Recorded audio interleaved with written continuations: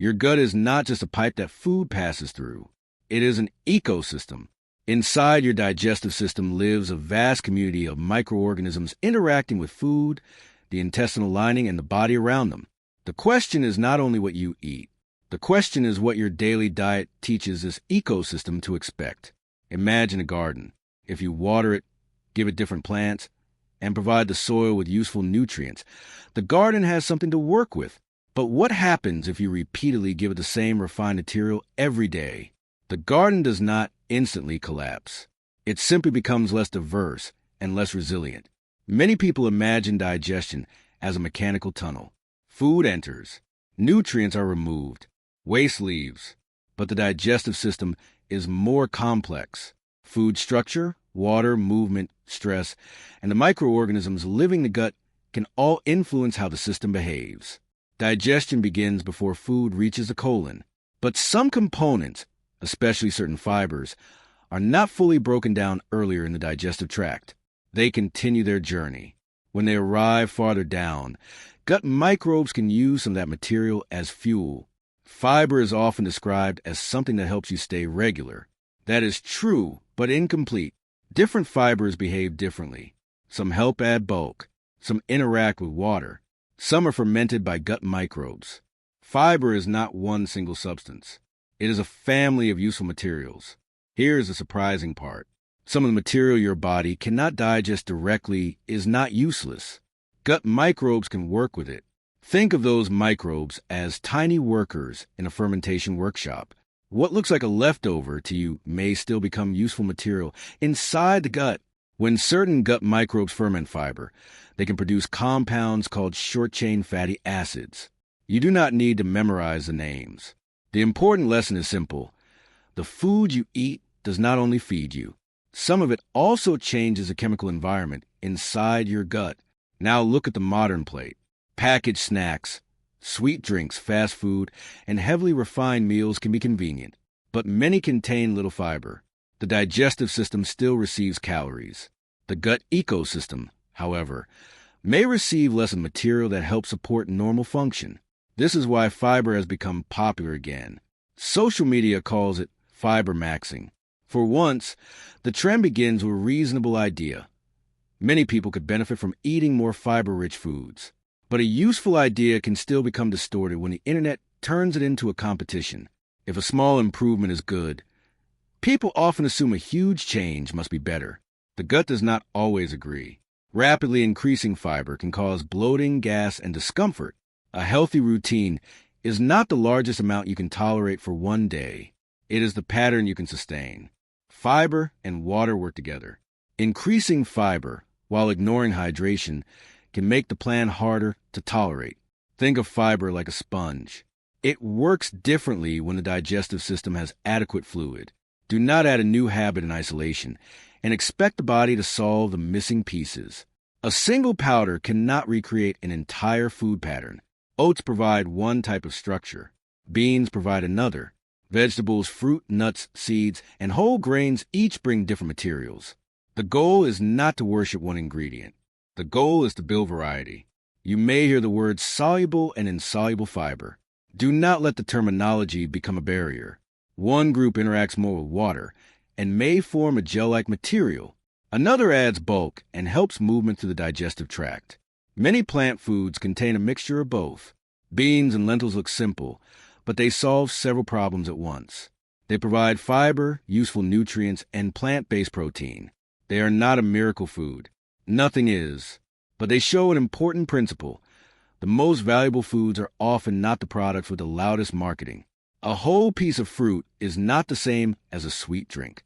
Fruit arrives with water, fiber, structure, and chewing. The package matters.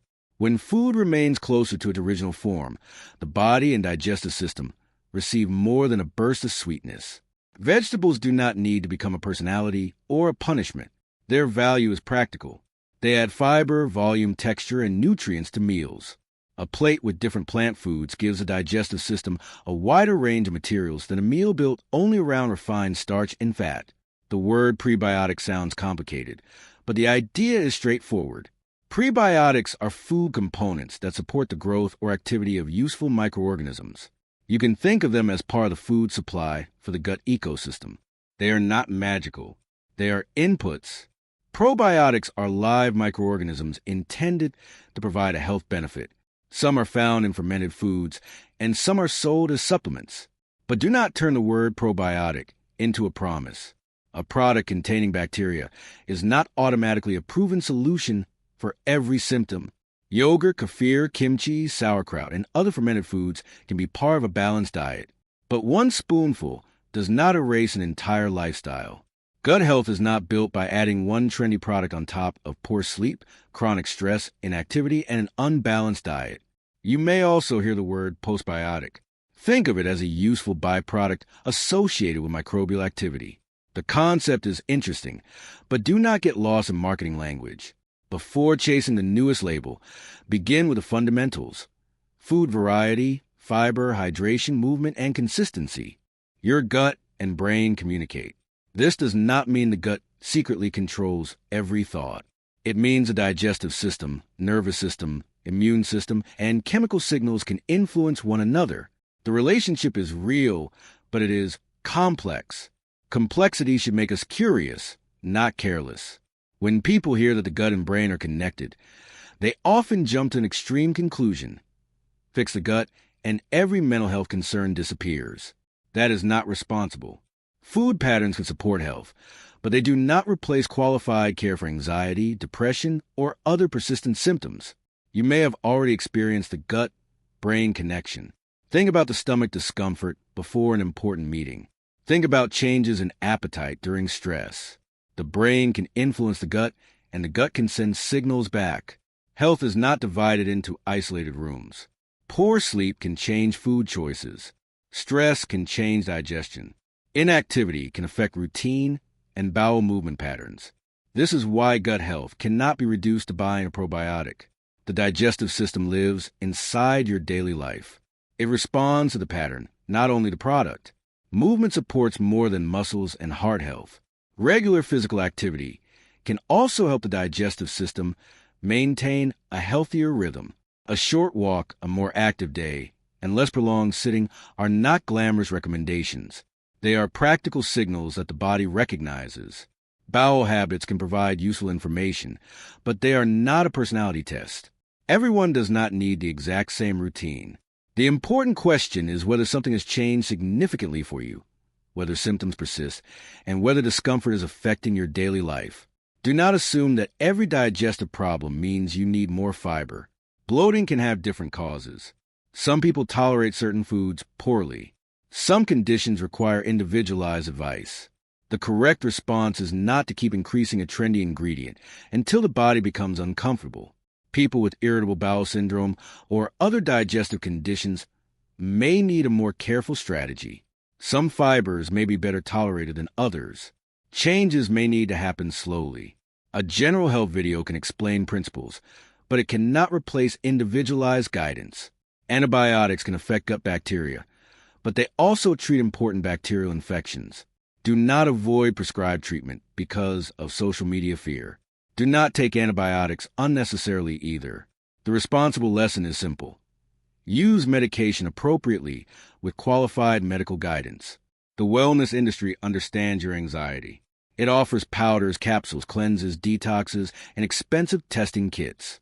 Some products may be useful in specific situations, but the existence of a product does not prove that you need it. Begin with the boring fundamentals before buying complexity.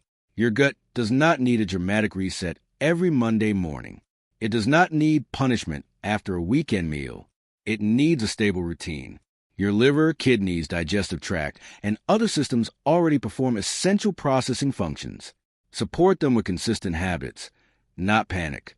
A better routine can begin quietly. Add oats, fruit, nuts, seeds, or another fiber-rich food to breakfast. Do not build an extreme bowl with every trending ingredient at once. Start with one realistic improvement and allow your body time to respond. At lunch, add structure.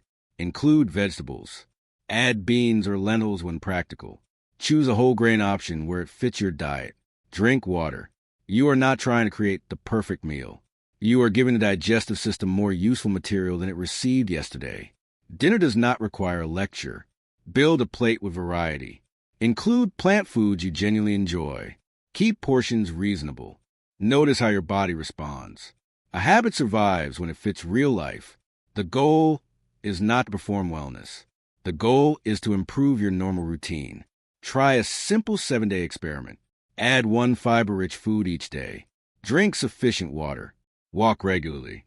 Do not suddenly overload your meals with powders. Pay attention to comfort, regularity, and energy. The purpose is observation, not competition. There is no single perfect gut microbiome that every person must achieve.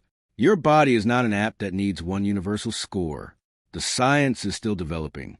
Be skeptical of anyone who claims to measure your entire health story with one test and one expensive solution. Lifestyle changes are not enough for every situation. Seek medical advice when digestive symptoms persist or concern you. Prompt medical attention is important for warning signs, such as blood in the stool, rectal bleeding, constant abdominal pain, vomiting, fever, unexplained weight loss, or an inability to pass gas. Here is a Feynman test. Can you explain gut health in one sentence? Try this. Your gut is an ecosystem, and ecosystems respond to what they receive repeatedly. That explanation is simple enough to remember and useful enough to guide your next meal. Do not chase a magical ingredient. Build a pattern. Eat a wider variety of plant foods. Increase fiber gradually. Drink water. Move your body. Protect sleep. Manage stress. Seek qualified guidance when symptoms persist. The gut does not need perfection. It needs consistent support. Your gut is not a trash can. It is not a trend. It is not a supplement shelf. It is a living system connected to the rest of your body. Treat it like an ecosystem. Feed it variety. Respect its signals. And remember, the habits you repeat become the environment you live inside.